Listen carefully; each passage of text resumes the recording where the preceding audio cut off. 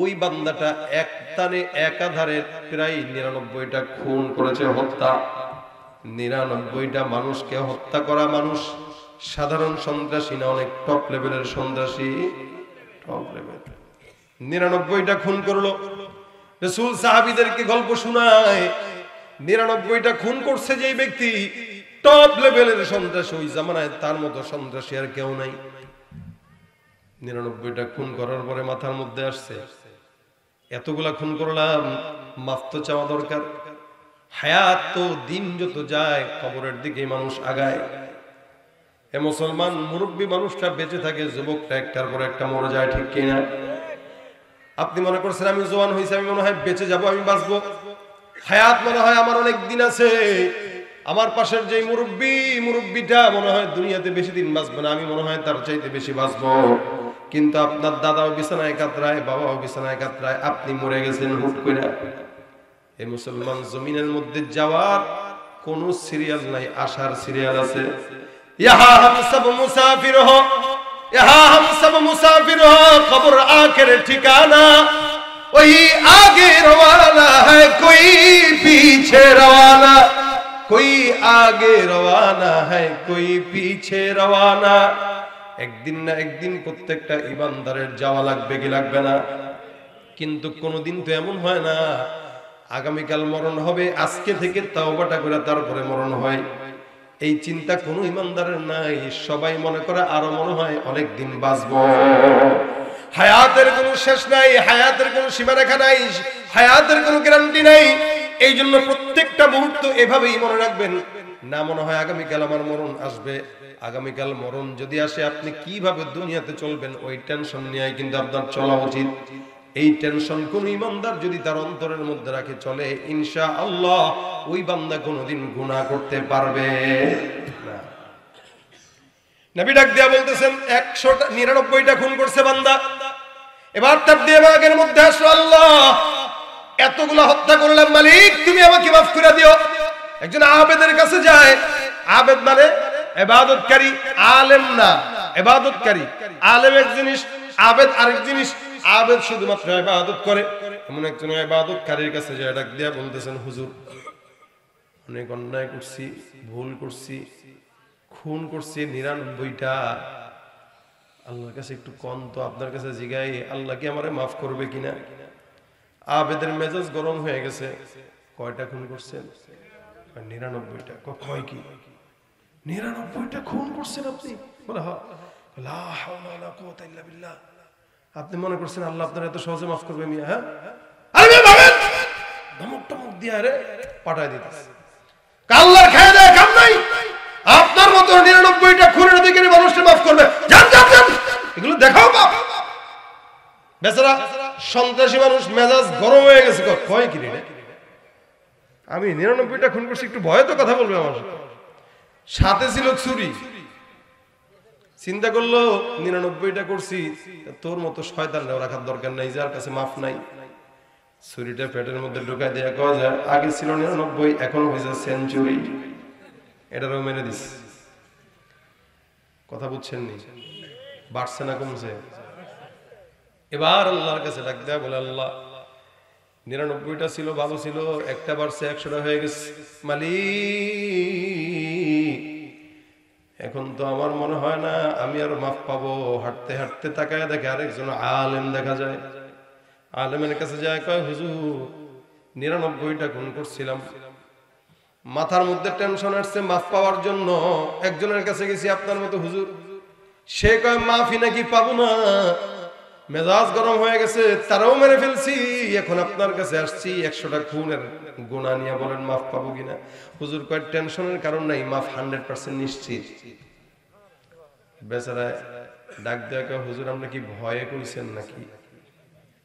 কথা কয় না, ভয় কইছেন নাকি? কিসের ভয়? কয় যে একটারে মারছি। কয় বেটা কিসের ভয়, খুন করছো কয়টা? বলে 100টা।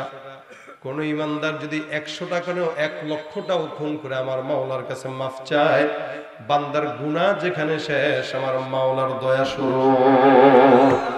তুমি পারো করতে মোচন অভাব দুঃখী লোকের, তুমি পরম মুক্তি দাতা মালিকে জগতের তুমি পারো করতে মোচন অভাব দুঃখী লোকে তুমি পরম মুক্তি দাতা মালিকে জগতের তোমার কাছে চাই যে পানা আমরা প্রতিদিন তোমার দয়ায় পূর্ণ আমার সারা নিশিদিন আল্লাহ তুমি দয়ার সাগর আল্লাহ তুমি দয়ার সাগর রহমানুর রহিম তোমার দয়ায় পূর্ণ আমার সারা নিশিদিন কার দয়া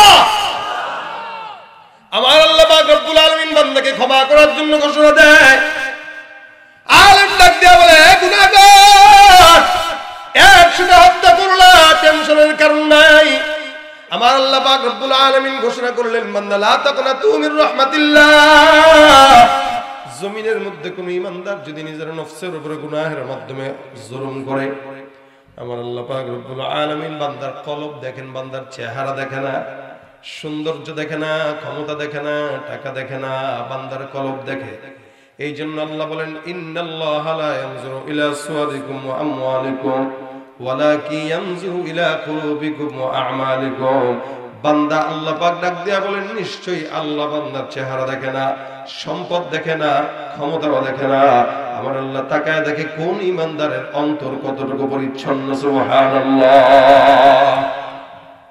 এই বান্দাটা পরিচ্ছন্ন দিল নিয়ে আমার মাওলার কাছে চায় আমার আল্লাহ পাক রব্বুল আলামিন মাফ কেন করবে না আলেমটা ডাক দিয়ে বলে যুবক ভাই 100টা খুনের অন্যায় নিয়ে গুনাহ নিয়ে যাও ওই এলাকার মধ্যে অনেক বড় একজন আল্লাহওয়ালা বুজুর্গ আছে অথবা নবী আছে তার কাছে যা তওবা করে মাফ চাও আমার আল্লাহ পাক রব্বুল আলামিন তোমাকেও মাফ করে দিবে সুবহানাল্লাহ খুন করছে কয়টা আসেননি কেমন 100টা খুন করছেন 100টা খুনের অধিকারী তাও কোন উম্মত বলে বনি ইসরাইল অন্য সব নবীদের উম্মতদের আগে উম্মতে মুহাম্মাদিরা জান্নাতে যাবে নবী বলেন আমার উম্মতদের পাওয়ার এত সব নবীর উম্মতরা পিছে পিছে আমার উম্মতরা আগে আগে জান্নাতের দরজার সামনে দাঁড়ায় থাকবে দরজা খুলবে আমার উম্মতরা ঢুকবে সব নবীর উম্মতরা তখন ঢুকবে যখন আমার নবীর উম্মতরা আমার উম্মতরা আদনা থেকে আদনা উম্মতরা জান্নাতে যাওয়া শেষ হবে তার মানে ভালো জায়গাগুলো আল্লাহ আমাদেরকে দিয়া বাহিরের বারান্দাগুলো নবীর উম্মতদেরকে দিবে সুবহানাল্লাহ কত সম্মান আল্লাহ পাক আমাদেরকে দিয়েছে বুঝেননি কথা বুঝেন কত সম্মান আল্লাহ পাক দিয়েছে সেখানে বনি ইসরাইলের জামানার লোক 100 খুন করছে এই লোক বলে ভাই মাফ 100% শিওর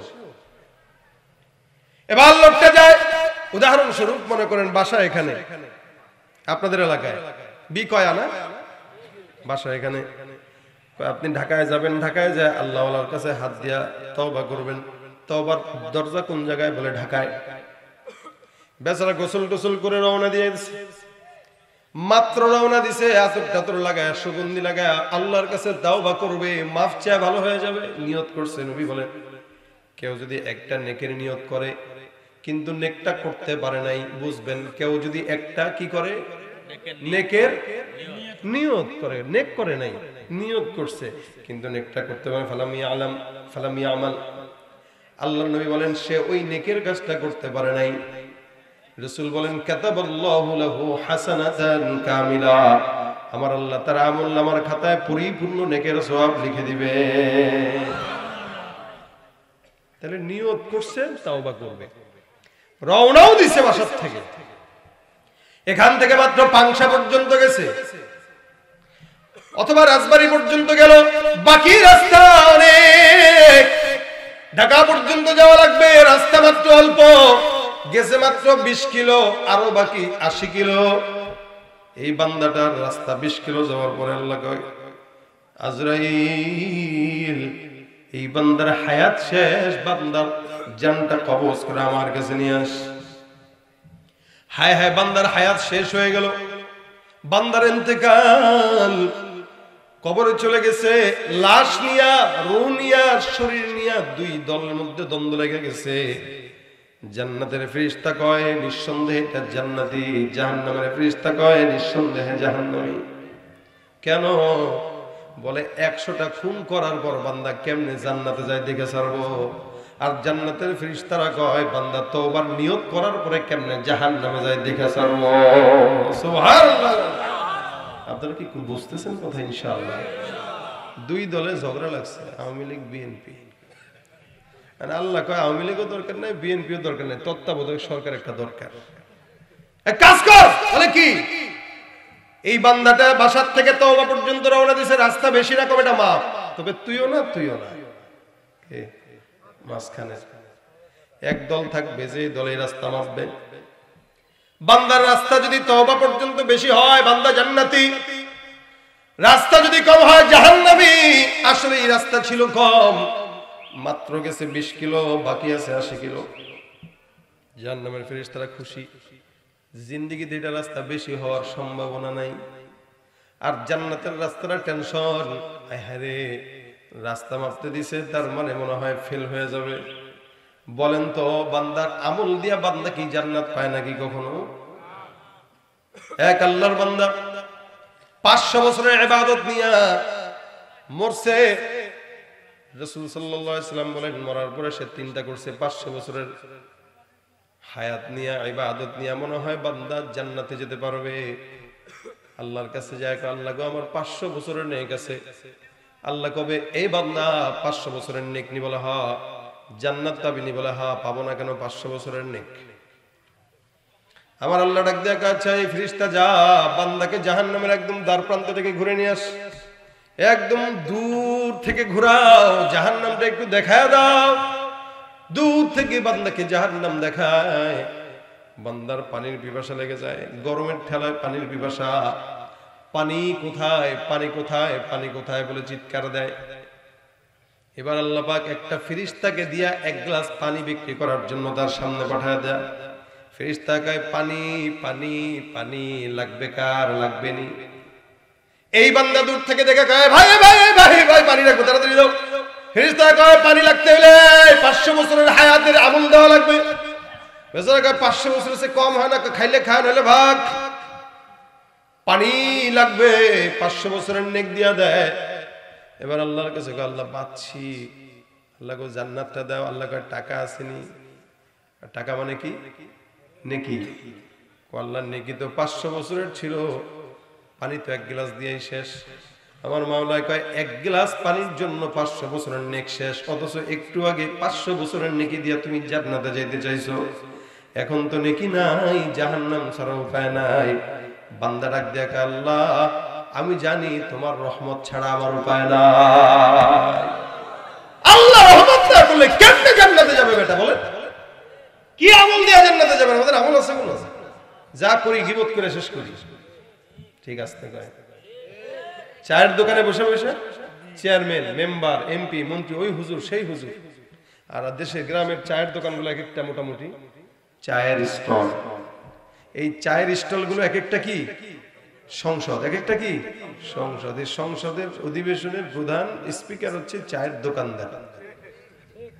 উনি খালি ঘি ঢালে, আর পাশে যেগুলো বসে মুরব্বীরা একটা হাতে সিগারেট 555 অথবা আকিস বিড়ি, আর একটা চা আর একটা পান। ওগো শুনছ কি ও হুজুর করছে কি? সব মানুষের তলা খোঁজেন না তার অভ্যাস, নিজের তলার দোষের দেখার আর কেউ নাই। অন্যের তলা দেখেন না, আপনি কি করছেন সেটার হিসাব আপনি নেন। আমার আল্লাহ পাক ডাক দেয়া বলে বান্দা নেকি দিয়া কেউ জান্নাতে যায় না, নিয়ত দিয়া যায়, আমি আল্লাহর রহমত দিয়া যায়। ফেরেশতারা এক দলকে আল্লাহ এটারে জান্নাত দিও, আরেক দলকে আল্লাহ না। কারণ যে যে দল করে সেই দলে মানুষকে টানতে চায়। জাহান্নামের ফেরেশতার কাম হলো কেমনে টাইনা জাহান্নামে ঢুকাবে, আর জান্নাতের ফেরেশতার কাজ হলো কেমনে হুসুল মুসুল নিয়ে কোনো মধ্যে জান্নাতে ঢুকাই দিবে। এবার আল্লাহ পাক রব্বুল আলামিন কয় এই ফেরেশতার দল একটা কাজ করো, জান্নাত পর্যন্ত বান্দার বাসার থেকে তওবার রাস্তা পর্যন্ত মাপ দাও। বান্দা বিকয়া থেকে ঢাকা পর্যন্ত গেল নাকি পাংশা পর্যন্ত গেল মাপো। যদি পাংশা পর্যন্ত যায় বান্দা জাহান্নামী, আর যদি মোটামুটি বান্দা গাবতলী পর্যন্ত যায় তাহলে জান্নাতি। আসলে গেছে কতটুকু? 20 কিলো। আমার আল্লাহ পাক রব্বুল আলামিন লাগায় দেয় রাস্তা মাপো। আল্লাহর ফেরেশতা রাস্তা মাপা শুরু করে দেয়। আমার মাওলা ডাক দিয়ে বলে, জমিন, আমি আল্লাহ পাক আদেশ দিলাম তুমি আমার আদেশে চলো। আমি রব্বুল আলামিন বললাম এই বান্দার জন্য জমিন তুমি জান্নাতের রাস্তা পর্যন্ত দীর্ঘ লম্বা হয়ে যাও। আমার আল্লাহ পাক রব্বুল আলামিন আদেশ দেয়, এই বান্দার রাস্তা দীর্ঘ জান্নাত পর্যন্ত লম্বা হয়ে গেছে।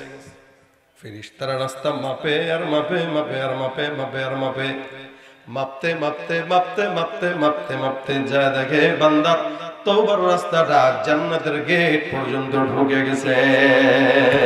বান্দেগানে খাস আল্লাহ মুল গুয়ুব দরজা হাজা নে জাওয়াসিসুল কুলুব জমে সরশবু এ পিরাহন শনিদি চেরা দর চাহে কিনআনশ নদীরি। বন্ধুকে এ মুসলমান বিপদের মধ্যে পড়লে সেই বন্ধুই কাজে লাগে।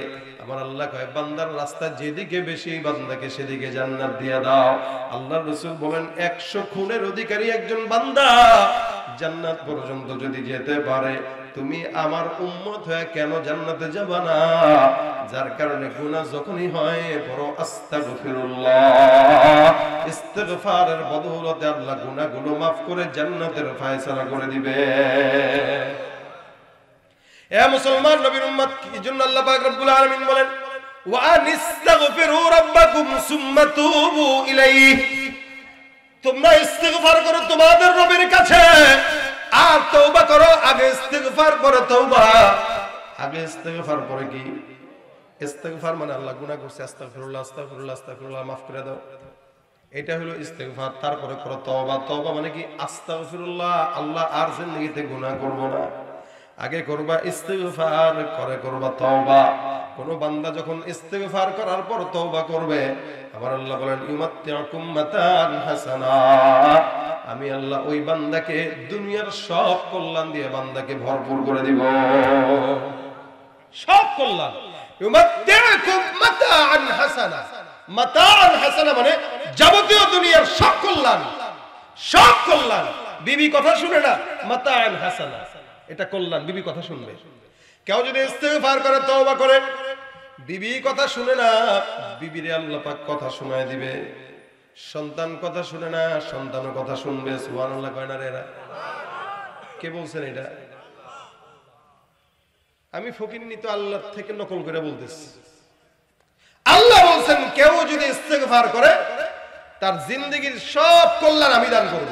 চাকরি নাই, বারবার জায়গায় জায়গায় যায় আর ফেল হয়, চাকরি পায় না, ইস্তিগফার বড়, আমি আল্লাহ পাক চাকরির ব্যবস্থা করে দিব। সুবহানাল্লাহ।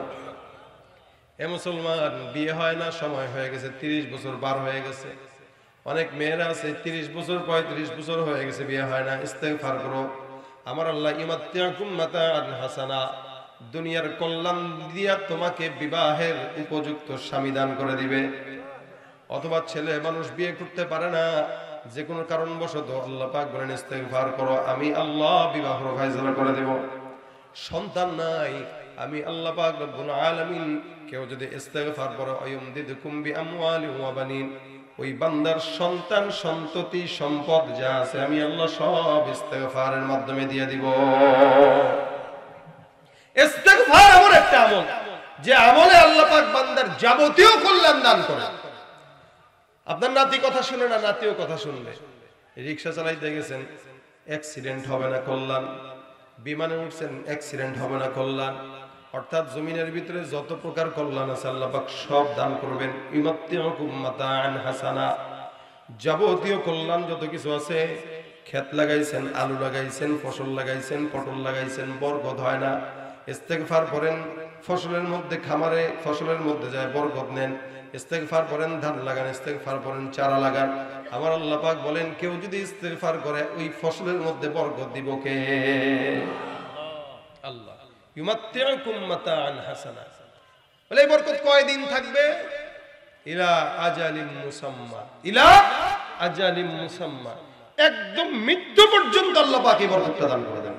নির্দিষ্ট সময়, নির্দিষ্ট সময়, মৃত্যু পর্যন্ত, মৃত্যু পর্যন্ত আল্লাহ দিবেন। শুধু তাই না, কি কি দিবেন?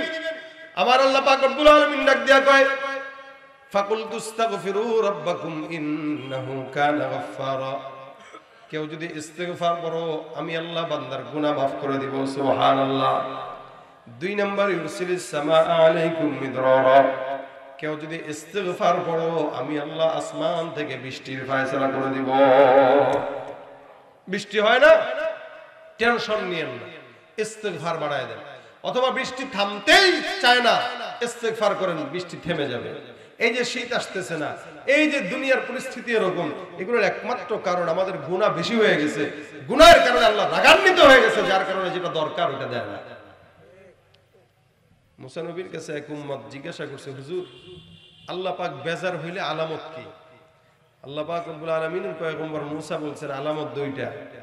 1 নাম্বার, আল্লাহ পাক যখন বেজার হয় তখন বান্দার যেটা দরকার আল্লাহ সেটা দেয় না, আর যেটা দরকার নাই ওটা আল্লাহ পাক চাপায় দেন। দেখেন এই মুহূর্তে শীত দরকার ছিল পরিপূর্ণ, ঠিক না? যদি কয়েকজন মুরব্বী রুমাল টুমাল কান টুপি নিয়ে আইসা শীতটাকে ডাকার চেষ্টা করছেন, কিন্তু শীত কিন্তু আসে নাই। কোট পরে আসছেন অনেকে, কিন্তু শীত কিন্তু আপনি আনতে পারেন নাই, বরং আপনার গরমই লাগতেছে। চেষ্টা করতেছি শীতকে আনা, আল্লাহ যদি না দেয় কেমনে আনবেন? অথচ এই সময় শীত পরিপূর্ণ থাকার কথা। বাজার সদায়ের দাম কমার কথা, কিন্তু কমে নাই, বাড়ছে। মনে করছেন স্বৈরাচার বিদায় হলে কমবে, কমে নাই, বরং আরো বাড়ছে, আবারও বাড়বে, সামনে আরো বাড়বে। যেটা দরকার ওটা আল্লাহ কমাইতেছেন না, কিন্তু যেটা দরকার নাই ওটা কমাই দিতেছেন।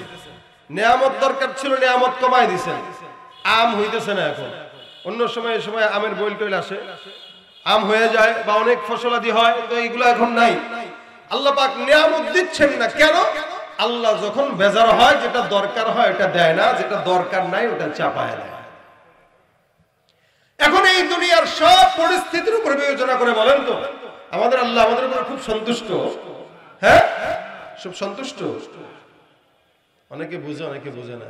অনেকে কয় হ্যাঁ সন্তুষ্ট। কি করছেন আপনি সন্তুষ্ট? আল্লাহ আল্লাহ প্রচন্ড পরিমাণে রাগ হয়ে আছে, প্রচন্ড পরিমাণে গোসা হয়ে আছেন বলেই আমাদের উপর থেকে নিয়ামত উঠায় নিতেছেন। ইলিশ মাছ আছে ঠিকই, আল্লাহ পাক ঘ্রাণ উঠায় নিছেন, মজা উঠায় নিছেন। আম হয় ঠিকই, স্বাদ উঠায় নিছেন। ফল খাওয়ান ঠিকই, ইনজেকশন দিয়া 2 নাম্বার বানায় তারপর খাওয়াইতেছেন। আমরা 1 নাম্বার চোখেও দেখি না। মুরগির ডিম ঠিকই মুরগি দিচ্ছে, কিন্তু ডিম খাওয়ার সামর্থ্য নাই, 16 টাকা পিস। আল্লাহ কঠিন করে দিছে। এটা আমাদের হাতের, বিমা কাসাবাত আইদিকুম, আমরা যা হাতের কামাই করতেছি তা।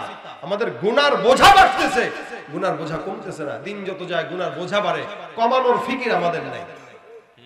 এজন্য বয়স যার যত বেশি তার গুনাহের ফিরিস্তিও তত লম্বা, রিসিপ্ট লম্বা। ওখান থেকে ওই গুনাহ, ওখান থেকে এই গুনাহ, ওখান থেকে ওই গুনাহ, আবার কখনো কখনো এই গুনাহটা কাটা একটা আস্তাগফিরুল্লাহর মাধ্যমে।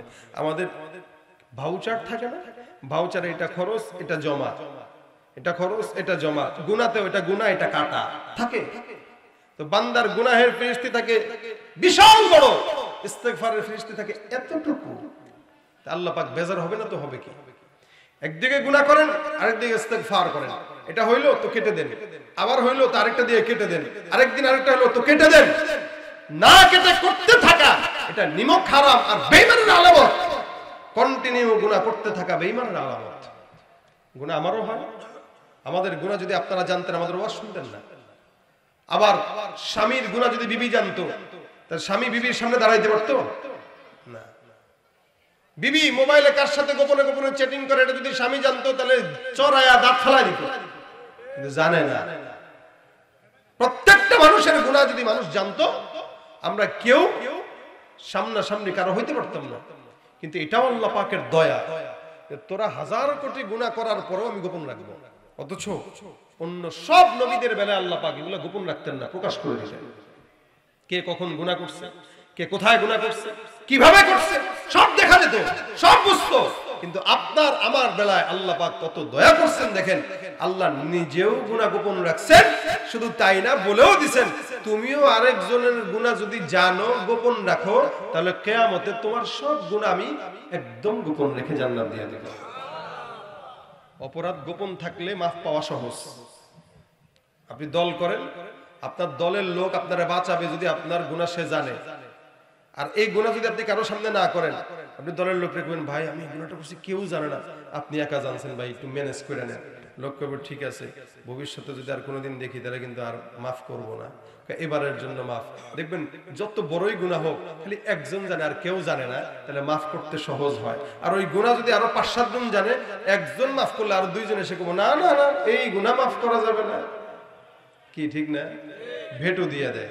ঠিক তেমনই ভাবে কিয়ামতের ময়দানে কোনো বন্ধুকে সাক্ষী রেখে গুনাহ করবেন, আপনি তো আল্লাহ পাক আপনারা মাফ করে দিবে, যা এই যাই যা কই বাত দৌড় মারবেন, আরেকটা এসে কব আল্লাহ আমি আর ও একসাথে করছি। দেখেন জিজ্ঞেস করেন, আমি জানি তো, ও আমার নিয়ে গেছিল তো ওই যে কলেজে সিপাই, আমি সাক্ষী, আরে আমার বাসায় তেরে মাফ করলে আমি কি দোষ করছি? আল্লাহ কইবা আরে তোর তো মাফ করেই দিছিলাম, তুই তো পেছ লাগাই দিলে আরেকজনের সাক্ষী রেখা। ওই যে গল্প করছে, দোস্ত কালকে কি করছি জানোস? বলে কি? ওই পড়াই লাইছি, ওটা পড়াই লাইছি। কারে আছে না ওই যে তো আমার ক্রাশ, ধরবে না তোর ক্রাশ আজীবন থাকবো, আমি কাম বানাই লাইছি। এই যে কইছে গুনাহ বলে ওর অহংকার করে বলে আমি এটা করছি, আমি ওইটা করছি, খুব অহংকার করে বলেন তো, এ আপনার বন্ধু আপনারা খাবে কিয়ামতের ময়দানে। আল্লাহ মাফ করুক, যদি গোপনে হয়েও যায় আল্লাহর কাছে বলতে পারবেন যে আল্লাহ আমি তো গোপনে করছিলাম। আল্লাহ বলবে ঠিক আছে তুইও গোপনে করছিস, তোরটাও আমি আল্লাহ গোপন রেখে দিলাম, যা, আর কেউ জানার দরকার নেই, আর কেউ জানা দরকার নেই। এজন্য গুনাহ গোপনে করেন, কিন্তু গুনাহের উপর অটল থাকেন না। আজকে হয়ে গেছে কালকে মাফ চাই না, পরের দিন হয়েছে তার পরের দিন মাফ চান, গুনাহের বোঝা বাড়ানো এটা কোনো বুদ্ধিমানের কাজ না, কমানোটা হলো বুদ্ধিমানের কাজ। কমবে কিভাবে? নবী করিম সাল্লাল্লাহু আলাইহি ওয়াসাল্লাম বলেন গুনাহ হয়ে গেল হাজার হাজার কোটি কোটি, সমুদ্রের ফেনা পরিমাণ গুনাহ। আমার পয়গম্বর বলেন কেউ যদি সমুদ্রের ফেনা পরিমাণ গুনাহ নিয়ে বলে আস্তাগফিরুল্লাহ আস্তাগফিরুল্লাহ আস্তাগফিরুল্লাহ, রাসূল খালি একবার বলছেন, একবার বলার কারণে যদি গুনাহ মাফ হয়ে যায়, তাহলে 100 বার বললে কতবার মাফ হবে? আমার পয়গম্বর ডাক দেয়া বলেন মাল্লাজিমাল ইস্তিগফার জাআলাল্লাহু লাহু মিন কুল্লি হাম্মিন ফারজা ওয়া মিন কুল্লি দিকিন মাখরাজা ওয়া রাযাকাহু মিন হাইসু লা ইয়াহতাসিব। মনে রাখবেন আল্লাহর কাছে বন্ধুত্ব করবেন, আল্লাহ পাক ঠকাবে না। দুনিয়ার নেতাকে বন্ধু বানায় দেখছেন, 16-17 বছর বন্ধু বানাইছেন, বিপদে যখন পড়ছে আপনারে না নিয়েই হেলিকপ্টারে ভাগছে। আমার আল্লাহ পাক রব্বুল আলামিনকে বন্ধু বানায় নেন, বিপদে বান্দার হাত আল্লাহ পাক ছেড়ে দেয় না। আমার আল্লাহ বলেন ইয়া রাসূল লা তুরকু উম্মাতাকা ফারদা, আপনার যাওয়ার পর আপনার উম্মতের জন্য আপনার টেনশনের কারণ নাই। আপনার উম্মতকে আমি আল্লাহ একদম জান্নাত পর্যন্ত বান্দার হাতটা ধইরা সুন্দর করে জান্নাত পর্যন্ত বান্দাকে নিয়ে যাব। ভাইরা আমার, আল্লাহ পাক রব্বুল আলামিন কত বড় বন্ধু হয়, যার কারণে বান্দা রাত্রি বেলা দিনের বেলা 24 ঘন্টা আল্লাহর দরজা বান্দার জন্য খোলা না বন্ধ, খোলা না বন্ধ। মায়ের গর্ভ থেকে নিয়ে কবর পর্যন্ত আল্লাহ পাক রব্বুল আলামিন বান্দাকে নিয়ামত দিতেছেন। এই নিয়ামত জন্মের পরেও দিবেন, আগেও দিবেন, আবার ইন্তেকালের পরেও ইনশাআল্লাহ জান্নাতে দিবেন, ঠিক কিনা? শিশুকালে মায়ের দুধে বাঁচাও খোদা প্রাণ, মায়ের স্নেহে বেড়ে উঠি তোমার অবদান। শিশুকালে মায়ের দুধে বাঁচাও খোদা প্রাণ, মায়ের স্নেহে বেড়ে উঠি তোমার অবদান।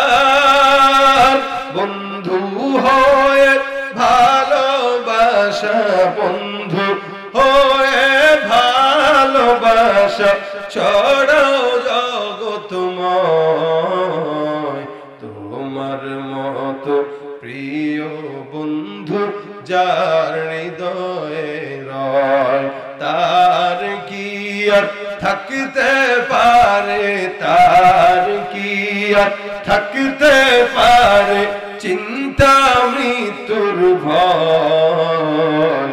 তোমার মতো প্রিয় বন্ধু যার হৃদয়ে রয়, তোমার মতো প্রিয় বন্ধু যার হৃদয়ে রয়। বন্ধুকে আমার আল্লাহ মায়ের গর্ভ থেকে বাচ্চাকে এত চমৎকার নিয়ামত দিয়া দিয়া বাচ্চাকে বড় করে।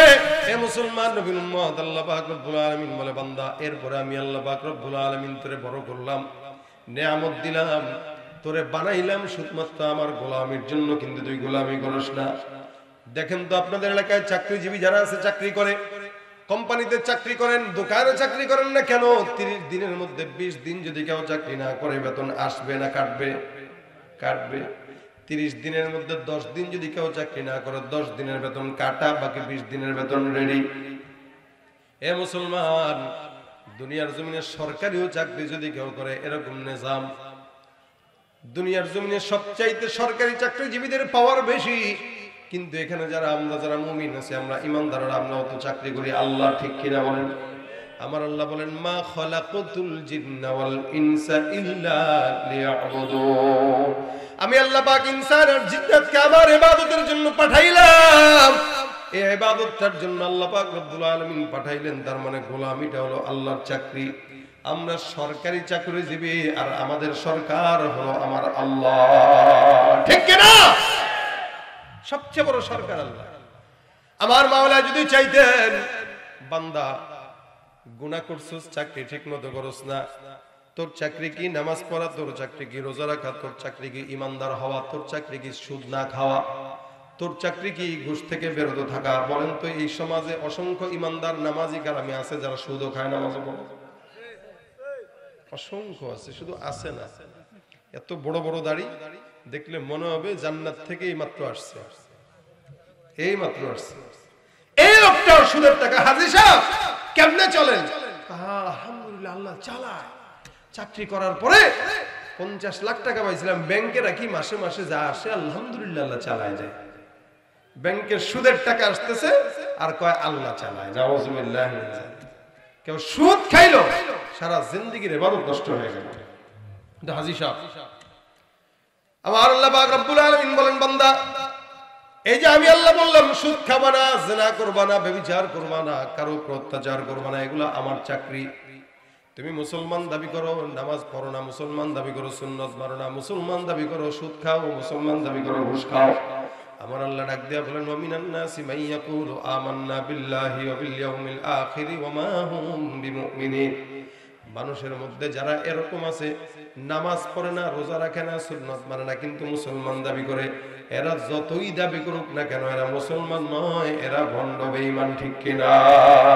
তুমি সুদের টাকায় প্রাসাদ গড়ো, ঘুষ ছাড়ো না, দিন দুঃখী না খেয়ে মরে খবর রাখো না, ঠিক কিনা? সুদের টাকায় প্রাসাদ গড়ো, ঘুষ ছাড়ো না, দিন দুঃখী না খেয়ে মরে খবর রাখো না।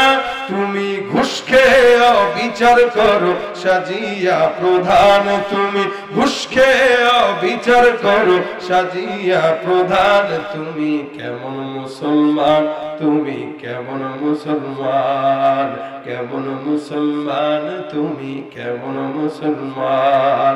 নামাজের সাথে নাই পরিচয়, মানো না কোরআন, নামাজের সাথে নাই পরিচয়, মানো না কোরআন। তুমি কেমন মুসলমান, তুমি কেমন মুসলমান? তুমি রমজান এলে রাখো না রোজা, দিনকে করো আঘাত, পয়সা কড়ির নেই তো অভাব, দাও না তো যাকাত, ঠিক কিনা? রমজান এলে রাখো না রোজা, দিনকে করো আঘাত, পয়সা কড়ির নেই তো অভাব, দাও না তো যাকাত, তুমি ইমানদারির বড়াই করো, নেই তোমার ইমান, তুমি ইমানদারির বড়াই করো, নেই তোমার ইমান, তুমি কেমন মুসলমান, তুমি কেমন মুসলমান।